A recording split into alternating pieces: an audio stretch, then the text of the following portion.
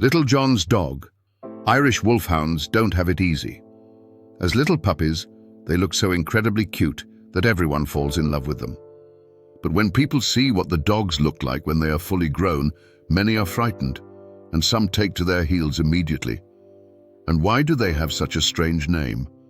Irish Wolfhound. Even the name sounds dangerous, don't you think? Wolfhound. Yet they have nothing to do with wolves, and very few of them actually come from Ireland today. It's true that the Irish Wolfhound can withstand a lot. Cold wind, rain, or even snow don't bother it at all. It prefers to be outside because it is much too warm inside a house. It also loves to run, running as fast as the wind. You see, it doesn't belong to the wolf family but to the family of greyhounds. Yes, you'll be surprised. The Irish Wolfhound is actually a giant greyhound. But you can listen to the story and then make up your own mind. This is how it happened. There once was a little boy named John, but because he was still so small, everyone called him Little John. Little John no longer had a mummy or a daddy. Sadly, they had passed away in an accident years ago. Little John lived with his grandmother and grandfather. He was a very good boy, already in first grade, and caused his grandparents very little worry.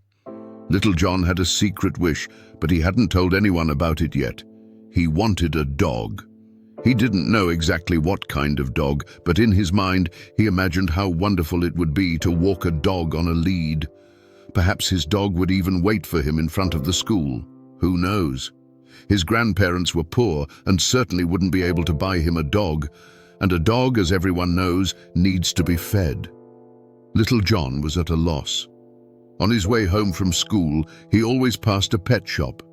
Sometimes there were birds in the window, or rabbits or kittens. Once there were guinea pigs and even hamsters. Everything that people wanted as pets for their children or themselves. Today he passed the pet shop again, and there were actually puppies on display in the window. Tiny little things, tumbling over each other. Two of them seemed to be fast asleep. Little John pressed his nose flat against the glass, but eventually he had to tear himself away and go home. Otherwise his grandmother would worry. But the next day, after school, he went back to the window. Of the 5 puppies from the day before, only 3 were left. Someone must have already bought them. Oh, how cute they looked. His heart felt heavy as he walked away. If only he had a little dog like that to play with. He would take such good care of it. It was 3 days later before he passed the pet shop again, because the weekend had come in the meantime. And what did he see? Only one little puppy was left, all alone in the window. But what was even stranger, the shop door was wide open and he could hear shouting from inside. "Open the till, old man. Hand over the cash and be quick about it, or else." Something's wrong here, Little John thought at once. He turned on his heel and ran back to the large crossroads where the policeman always stood. "Sergeant, Sergeant, quick, come quickly." "Calm down, lad. Where's the fire?" "I think the pet shop is being robbed," he cried, pointing in the direction he had come from. "The door was open and I heard a loud voice shouting, 'Give me the money,' or something like that." In no time at all, the policeman had run back with Little John, and sure enough, a masked man came storming out of the shop. The sergeant was a strong and swift man. He grabbed the thief by the scruff of his neck, handcuffed him, and declared him under arrest. Soon a police car arrived to pick up the thief. The sergeant took the stolen money and, together with Little John, went into the shop. There stood the poor owner, still in a state of shock. "Sergeant Blackwood is the name," the policeman said. "We have arrested the thief, and here is your money. If it hadn't been for this boy, things would have turned out very differently. How can you be so careless and keep so much money in the shop?" "Normally, I am very careful," the owner explained. "But I didn't make it to the bank on Friday. My wife is ill and I had to go to the chemist, and this morning I sold 2 puppies, so I couldn't leave the shop." The shopkeeper put the money back in the till. Everything was there, and then he looked deeply into Little John's eyes. "I know you. You're the boy who always stops by after school. What is your name?"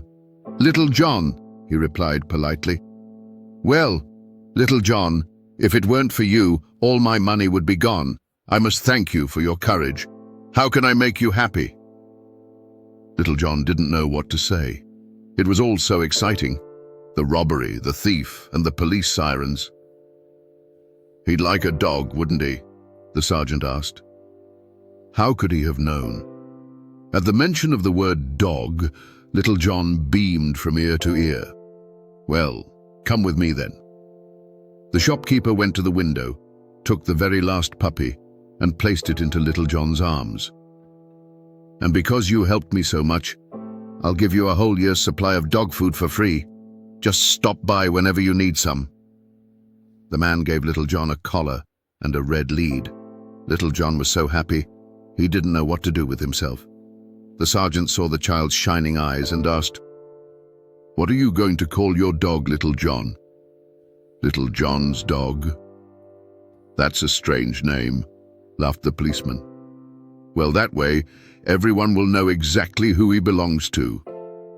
Little John raced home. "Where have you been? Lunch is already—" "What is that?" Grandmother asked, pointing to the little ball of wool in his arms. "It's my dog, Grandma. His name is Little John's dog, and he was a present." "A present? Well, well."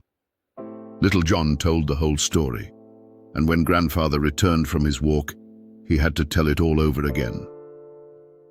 "We have a brave grandson, don't we, Grandma?"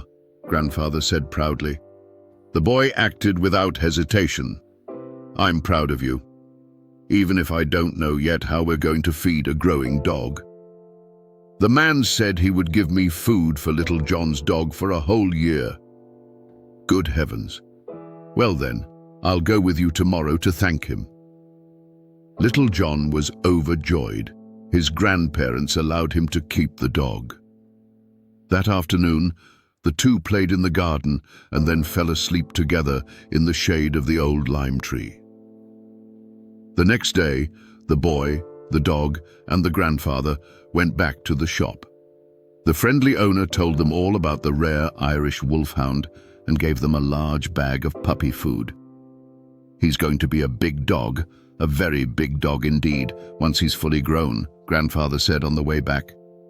"And he's going to want to run a lot too," added Little John.